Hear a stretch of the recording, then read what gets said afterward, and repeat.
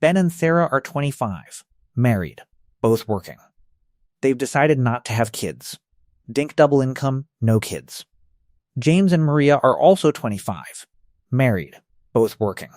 They plan to have 3 kids. By age 50, the wealth gap between these two couples is over $1.8 million. Before you assume one wins, the math reveals trade-offs that don't fit on a spreadsheet. Let me set this up fair. Both couples earn $150,000 combined household income at age 25. Both have $50,000 in savings. Both want to retire comfortably at 65. The only difference?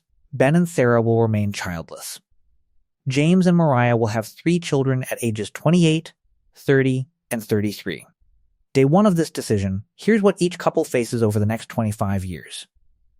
Ben and Sarah keep their combined $150,000 income. As they advance in their careers, their household income grows to $200,000 by age 35 and $260,000 by age 45. They live in a 2-bedroom apartment, take international vacations twice a year, eat out frequently, and contribute aggressively to retirement accounts. James and Maria also grow their incomes to $200,000 by 35 and $260,000 by 45, but they have very different expenses. Let me calculate what raising 3 kids actually costs. The USDA estimates the cost of raising one child from birth to age 17 at approximately $310,000 in 2026 dollars.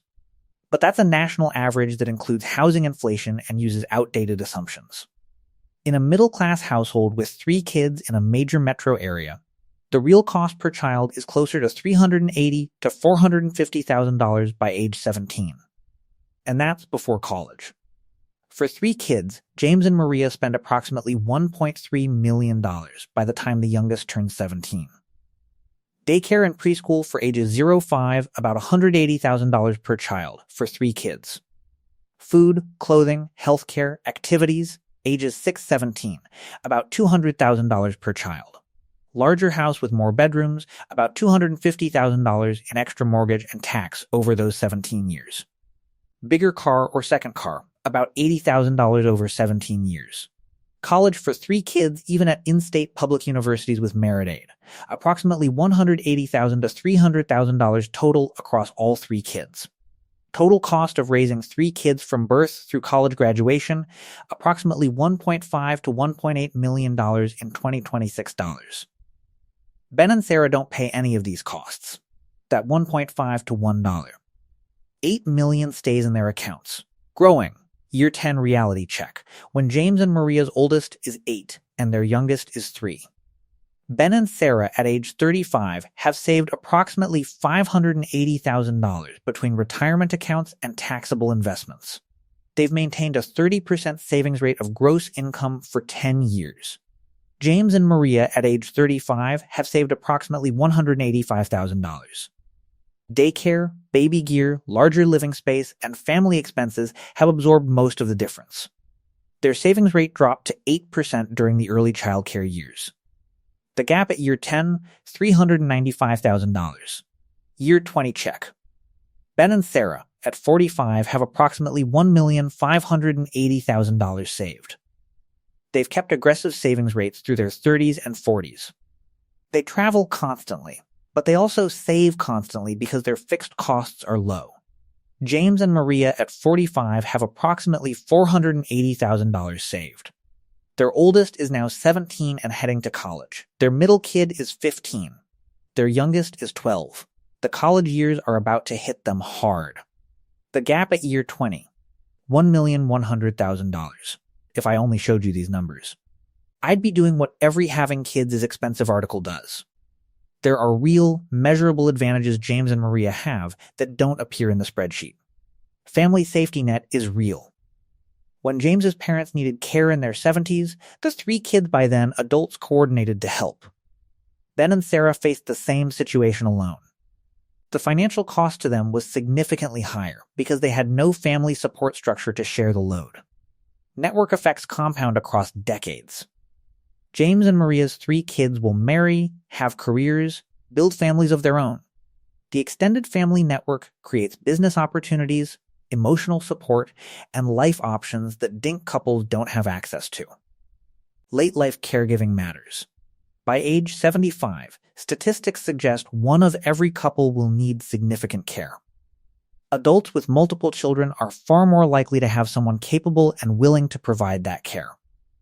DINK couples typically have to purchase that care commercially, often at $80,000 to $200,000 a year. Psychological research on long-term life satisfaction is mixed and complicated. Some studies show parents report higher life satisfaction in their 50s and beyond, especially as their kids become adults. Other studies show DINK couples report higher day-to-day happiness during their 30s and 40s.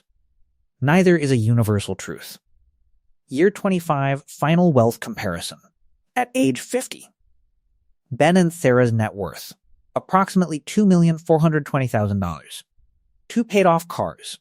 A 3-bedroom condo with $480,000 of equity. Retirement accounts at $1,650,000. Taxable investments at $290,000. James and Maria's net worth. Approximately $620,000. 1 paid-off car and 1 with $8,000 left. A 5-bedroom house with $310,000 of equity. Retirement accounts at $250,000. Taxable investments at $60,000. Their 3 kids are now 22, 20, and 17 in college. 1 entering college. The wealth gap, $8,800,000. By raw wealth, Ben and Sarah are the clear financial winners. They have nearly 4 times the net worth of James and Maria at the same age. They can retire at 55 if they want. James and Maria cannot retire until 67, possibly later, because they still have college costs and rebuilding to do. Specific scenarios where each couple actually wins. Ben and Sarah win if they value freedom, flexibility, and accumulation. Their lifestyle in their 20s through 40s was richer in experiences. Their retirement options are wider. They can travel for months at a time. They can retire 10 years earlier. James and Maria win if they value family, connection, and legacy. Their 50s through 80s will be populated with kids and grandkids. The phone will ring more often. The holidays will be louder. The eventual question of who handles your decline will have an answer. Ben and Sarah win mathematically. There's no scenario where having 3 kids is the better financial decision. James and Maria win in non-financial terms that money can't measure. There's no scenario where DINK status produces the same family legacy. The question isn't which couple is right. The question is which set of trade-offs you actually want. Over 25 years, the real trap isn't kids or no kids. The real trap is making this decision based on what other people want for you, instead of being honest with yourself about what you actually value. Some people want kids and are happier with kids. Some people don't want kids and are happier without. The math is brutal but doesn't determine the answer. And if you're wondering what happens with 1 kid instead of 3, the financial impact roughly thirds. 1 child costs about $450,000 to $600,000 from birth through college.